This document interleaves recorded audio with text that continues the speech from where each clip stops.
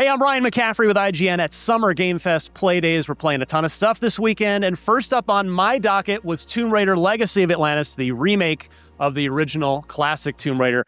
I'm here with three of the leads from the team. Guys, introduce yourselves real quick. My name is Hao Cicada. I'm the game director. Jeff Adams, I am the experience director. And I'm Arek Tomaszewski, art director. Brilliant. So guys, it has been a long time since the first game came out. Obviously, we're celebrating an anniversary here with this remake, but my first question to you is, how do you balance the design and approach to a remake like this?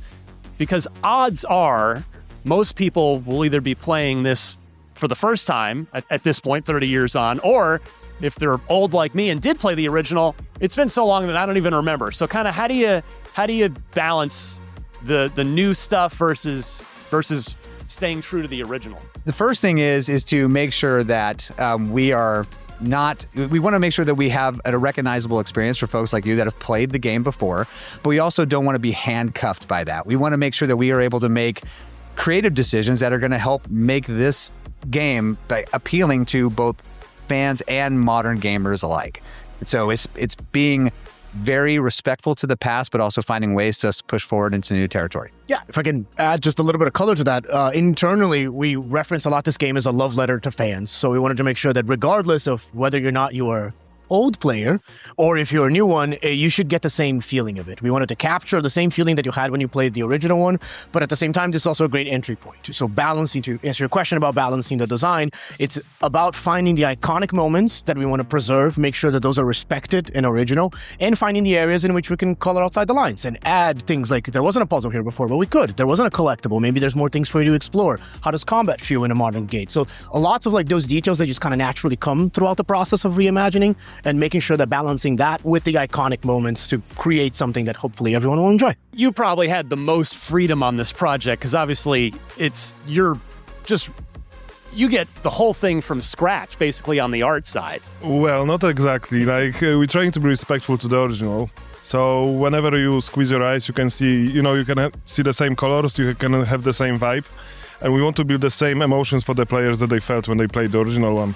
So we want you to feel isolated, we want you to have this feel of discovery. So there is the limitations, we couldn't just go super crazy, but yes, we could push, the art and visuals as much as we could, within the limit of just creating the same memories and emotions for the players. And it seems like, so I just played 45 minutes worth of it. It seems like Unreal Engine 5 suits this game very, very well with, the nanite stuff and all the sort of just little technical details that we know this engine is capable of. Yeah, honestly, we're just trying to take the technology and just squeeze as much as we can out of it, and Unreal helps us a lot with that. It empowers our people to, create the worlds that you've just seen, and I'm hopefully that people will just enjoy them, but yeah. So how close of a one-to-one remake is this at the end of the day? I'm sort of curious where that line gets drawn.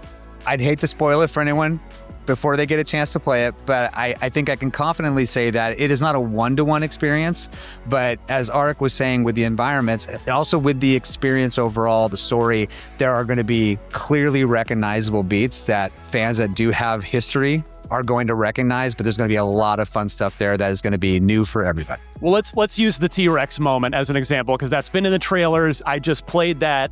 So would you guys agree that if you think back about most memorable moments from the original game, is that top of the list, right? That's number one. 100%. So walk me through recreating that then, and how, what you wanted to capture from the original versus sort of modernizing a bit, as you were mentioning earlier. Yeah, no, I think it's one of the fun parts of a reimagining, right? It's zooming in on what was the feeling that we all got when we saw the blockiest T-Rex coming out of the corner from Peru in 96, right?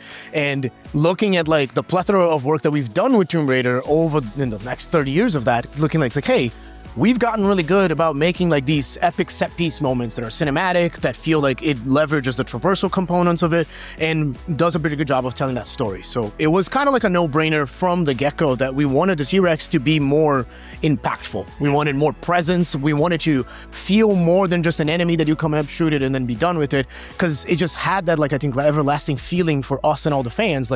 Even if you only shot it and killed it, we all remember the T-Rex. So we wanted to, again, look back on it and go if we can give it more screen time, if we can turn it into like a longer sequence, how would we go about it? And then looking at like some of the stuff that we did with the Survivor Trilogy, when like we got really good at making Lara run away from avalanches, floods, bears, and all the other things. Those two kind of like were a very good marriage of the two. So this one's I'd love to hear from each of the three on this. What's the most holy cow moment in the game visually for each of you guys? Visually, you haven't seen it yet, but from what you saw, like you can see all the vistas. We want to give player arenas that they can just look and have a feeling of discovery. It's really hard to pick one. I agree with Arik. The vistas in this game are just mind-blowingly pretty. There is one level, which I'm not going to say because it's not the level that we showed today, but there is a vista in But that... it's a remake, you can tell us. Reimagining. Oh, okay. All right. We got to get the marketing term in there. Come on. I mean, I just wanted to like basically what Jeff said, but basically it gives us more room to, add extra flavors within being respectful to the players, because if you would make just a remake, we would have to do it one-to-one. Yeah. And yeah, that's the main difference for us. So for me, it's not necessarily the most bombastic moment, and it's somewhat adjacent to what you played, but there is a section in that area where the first time I saw it on screen with Lara against the backdrop, it was just this moment of like hearing a song click for the first time, and you're like, oh my God, that is it. And it was everything I expected a modern Tomb Raider experience to look like. And I would just sit with it, and it's one of my favorite moments. So I look forward to people guessing what that is. I think it's safe to say that we would approach it in much the same way. The difference is we have an idea of what the high level end goal is, but we still have to go through all the same development processes to make sure we're putting something on screen that is going to not only stand up to modern sensibilities, but also stand up to the test of time. I totally agree. And I think the component of reimagining something, I think we all started from the same place. We should play back 96, we should play back Anniversary, and then really remember, because for some of us, much like he was like, hey, it's been 30 years, like I don't remember what any of these things are. So getting back to a baseline of like, okay, what are the core moments of the game that we're excited about, that we think the fans are excited about, and we need to preserve. And then when you take a step beyond that, we go into like, cool, what does combat look like? What does traversal look like? Do we give her a grapple hook? So like those moments, I think to Jeff's point, feel very natural to how we make games as a whole, not necessarily because it's a reimagining. So there's still quite a bit of room for us to look at the work that was done before, but also ingest like some new blood and some new ideas into it. And some of those ideas work, some of them don't, because it's game development. But at the end of the day, I think like My perspective is just basically a reference. It's a massive reference that you can just always dig in and look for the key moments and the key places that you remember. I originally, when I played, and like you, I don't remember the whole game before I replayed it before this project, but I had those key moments. I had like memories that's been created. So for me, it's just basically a resource to create those memories again for the people who haven't played.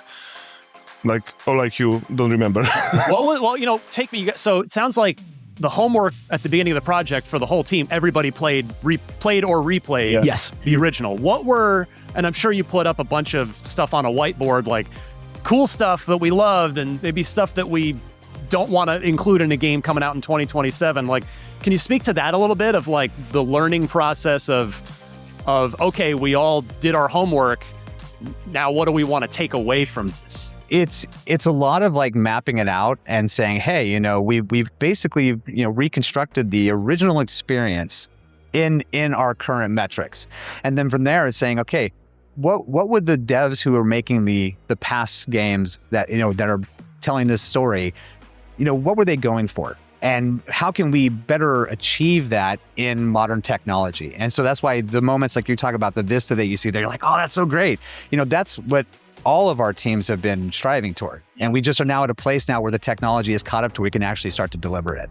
So it's just about trying to make it the most faithful Tomb Raider experience. I've been talking about, because I've been playing games for a long time, about players who may have played the original, but I suspect that of the players that will play Legacy of Atlantis, there'll be a much larger contingent of people who played the reboot trilogy that Crystal Dynamics did and the Montreal team did for the third one. So what's going to be kind of like, how do you approach it with that in mind of like, okay, this is, because that's the baseline, I think, for what a lot of your player base will end up being. Obviously, the grappling hook seems like one key core piece of that. It's important for us that Lara has a Survivor series in her past, but she is not beholden to it in Legacy of Atlantis. So we are finding Lara at a particular point in her career where you are seeing her in her prime, and that's what we are focusing on for this experience. I guess canonically, is this a separate universe than the, like, are we going that deep down the narrative rabbit hole? Like, multiverses are interesting, but no. But now I'm genuinely wondering because, like, I'm not saying there's a narrative thread to connect between this remake of the original and the trilogy that came out, last generation of consoles, but is this being treated as its just complete own independent Tomb Raider, or no? It does no. The events of the Survivor series did occur, and this is the same Lara. It is in the same universe, but we are finding her at this point in her career. Okay, cool. That's pretty sweet. All right, just a couple more for you guys, and I will let you go. So, any sort of behind the scenes stuff or extras that we can expect, like, or Easter eggs referencing the original games, yes, stuff like that? Plenty. Yes. Give me like one example. It wouldn't be a surprise if I give it to you. So I'll say this.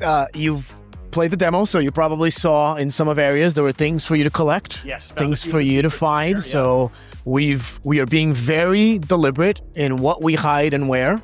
We have a plethora of several generations of developers of Tomb Raider that know the franchise very well. So if you're a fan, you're definitely going to spot a couple of things. Nice.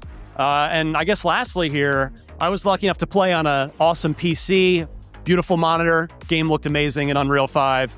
A lot of people will play this on their PS5, certainly. Any PS5 Pro enhancements that we can talk about today? You guys going to be dialing anything up if you've got a PS5 Pro at home? We're primarily focusing on the demo stuff today, but we'll be happy to talk about more things in that vein in the future. I got to try, guys. It's my job to try.